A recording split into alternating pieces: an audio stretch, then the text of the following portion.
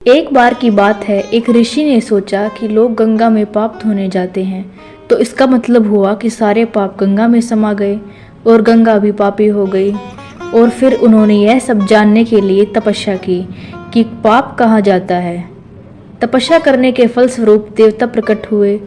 ऋषि ने पूछा कि भगवान, जो पाप गंगा में धोया जाता है वह पाप कहाँ जाता है।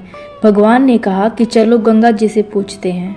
दोनों लोग गंगा के पास गए और कहा कि हे गंगे, सब लोग तुम्हारे यहाँ पाप धोते हैं, तो इसका मतलब आप भी पापी हुई।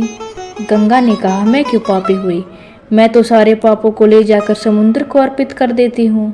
अब वे लोग समुद्र के पास गए और कहा, हे सागर, गंगा जो पाप आपको अर्पित कर देती है, तो इसका मतलब आप भी पापी हुए।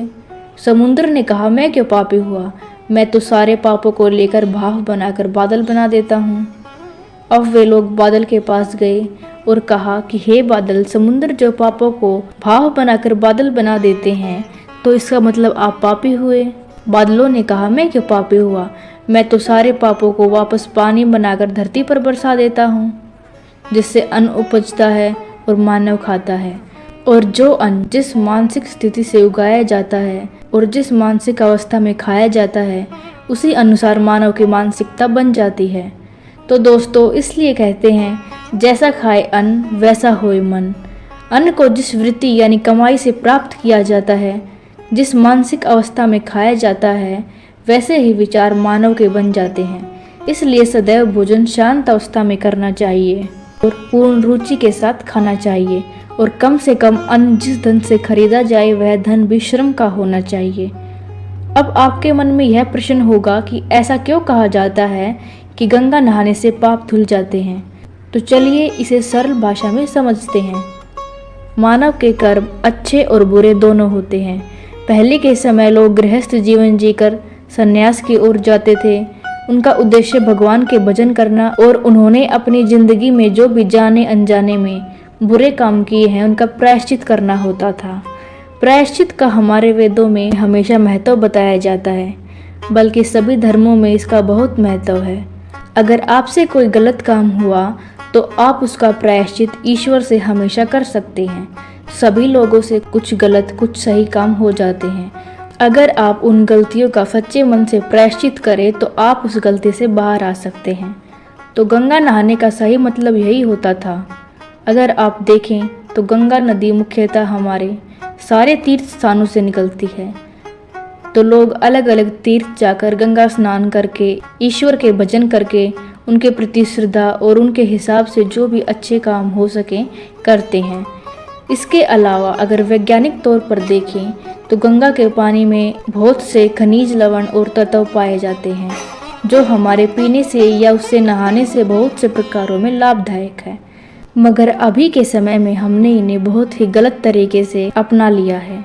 हर तर्क संगत चीज़ को हमने अपने अनुसार गलत तरीके से अपनी सहूलियत के हिसाब से बदल लिया है। इसलिए गंगा नहाने का यह मतलब है भगवान की शरण में जाना और भगवान की भक्ति, दान, पुण्य और अच्छे कर्म करना। पाप दो प्रकार के होते हैं, अक्षम्य और नश्वर। आइए जानते हैं अक्षम्य पाप कौन से होते हैं। अक्षम्य पाप पश्चाताप के बाद माफ कर दिया जाता है। यह जघन्य कर्म में नहीं आता। नश्वर पाप माफी योग्य नहीं होता। इस पाप में मनुष्य बहुत ही पीड़ा का अधिकारी होता है। और गंगा नहाने से, या यूं कहें कि भगवान की भक्ति और संन्यास लेने से सिर्फ अक्षम्य पाप ही धुलते हैं। गीता में यह भी बताया गया है कि पाप कर्म से मुक्ति पाने के लिए व्यक्ति को निष्काम कर्म, भक्ति, ज्ञान और अनुशासन के माध्यम से अपने मन और कर्मों को शुद्ध करना चाहिए। यह उसे आत्मिक विकास, स्वतंत्रता और मोक्ष की प्राप्ति में सहायता करेगा। भगवान की भक्ति और समाज की सेवा कर आप अपने पापों से मुक्ति पा सकते हैं। पर ध्यान रहे, आपको उन कर्मों की सजा जरूर मिलेगी जो आपने जानबूझकर किए हैं या फिर जो अत्यधिक क्रूर माने गए हैं। आप सुकर्म कर अपने पापों की सजा को कम करा सकते हैं, पर पूर्ण रूप से पाप कर्मों की सजा का अंत करना इतना आसान नहीं है।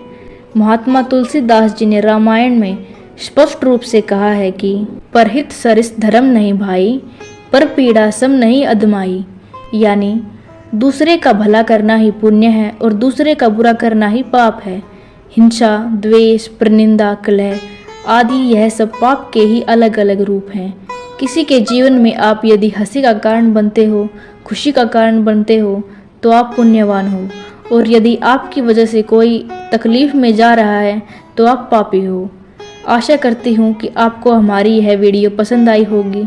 ऐसे ही महत्वपूर्ण जानकारियों और जीवन की सच्चाई जानने के लिए हमारे चैनल को सब्सक्राइब करें। धन्यवाद।